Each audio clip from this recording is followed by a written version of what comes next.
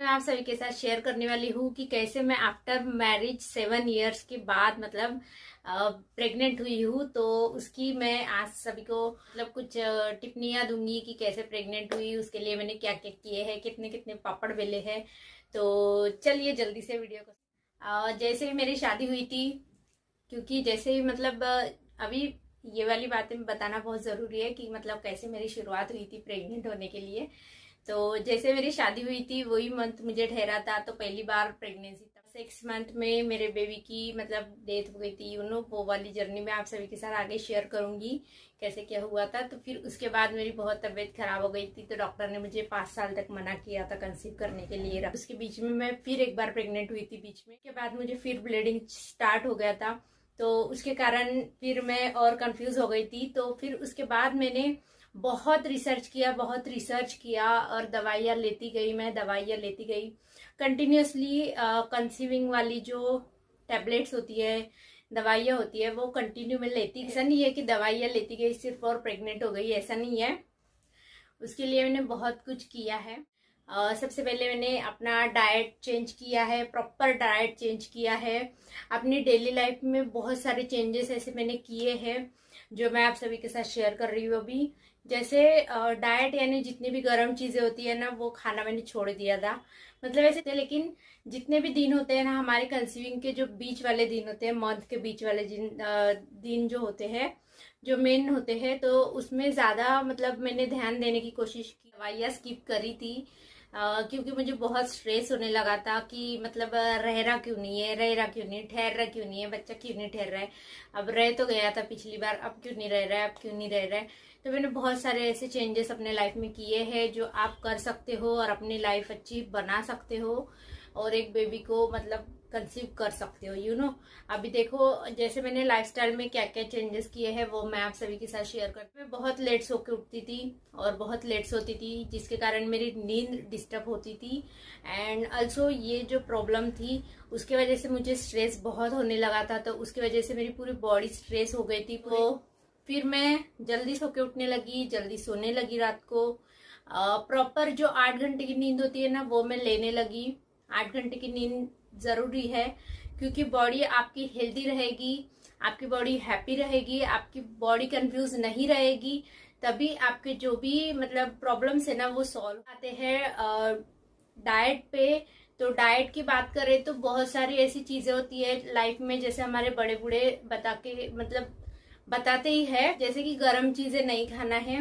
तो ये बात भी उतनी ही सही है, और बाहर की भी चीजें नहीं खानी है, ये भी बात बिल्कुल सही है।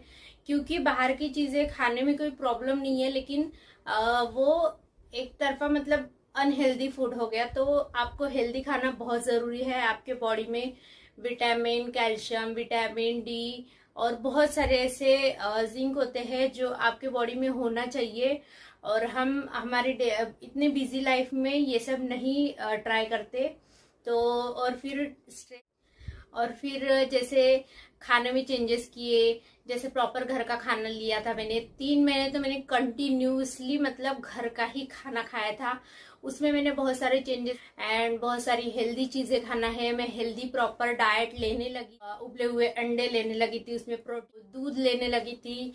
बिफोर खाना भी हेल्दी, जैसे ज्यादा तीखी चीजें नहीं, ज्यादा ऑयली चीजें नहीं। तो ऐसे सब चीजों का मैंने 3 महीने प्रॉपर ध्यान रखा था, और नींद का भी प्रॉपर ध्यान रखा था। उसके कारण मेरी बॉडी जो है ना मतलब अनस्ट्रेस हो गई थी, पूरी तरीके से रिकवर हुई थी, ऐसा मैं बोल सकती हूँ। तो ऐसी सब चीजें मैंने ट्राई करी थी। एंड फिर बाकी जो डॉक्टर की जो प्रोसेस होती है वो तो हमने करे ही थे, मतलब चालू ही रखी थी वो वाली प्रोसेस, जैसे दवाइयों वाली वगैरह। सांस ले लो क्योंकि अभी एंड डॉक्टर ने बोला था मुझे कि मतलब हल्का हल्का एक्सरसाइज करना है, तो उसके ऊपर भी मैंने बहुत ज्यादा ध्यान दिया था। हर मॉर्निंग में उठ के और शाम के टाइम, दोनों टाइम में अपना मतलब थोड़ा सा कर लेती थी योगा वगैरह जो भी है ना। कंसीव करने में कोई दिक्कत नहीं थी, कंसीव तो मुझे हो जाता था, लेकिन जैसे ब्लीडिंग वगैरह स्टार्ट होती थी तो उसकी टेंशन मुझे रहती थी।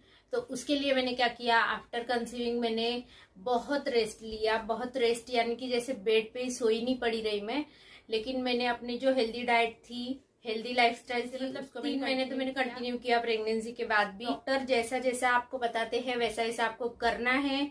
जैसे ही इंटरकोर्स करने लगाते हैं वो भी बहुत ज्यादा जरूरी है। और जो टाइम पे बताते हैं अपने मन की मत लगाओ, जो भी डॉक्टर बोलते हैं वो करो। तो आप एंड डॉक्टर की सुनी है, कुछ बातें अपने बड़े बूढ़ों की सुनी, अपने मन की भी, लाइफस्टाइल चेंज किया, हेल्दी लाइफस्टाइल, हेल्दी डाइट, ये सब मेरी इच्छा थी कि मैं करूँ। तो फिर जो महीना मुझे कंसीव हुआ था ना बेबी, उस महीने की मैं बात बताती हूँ। तो जैसे ही हर महीने हम लोग स्ट्रेस में होते हैं, जैसे पीरियड आता है, यार इस महीने रह जाता तो अच्छी बात होती है ना, ऐसी बातें हम सोचते हैं। तो जिस महीने मुझे रहा था ना, उस महीने की मैं बात बताती हूँ।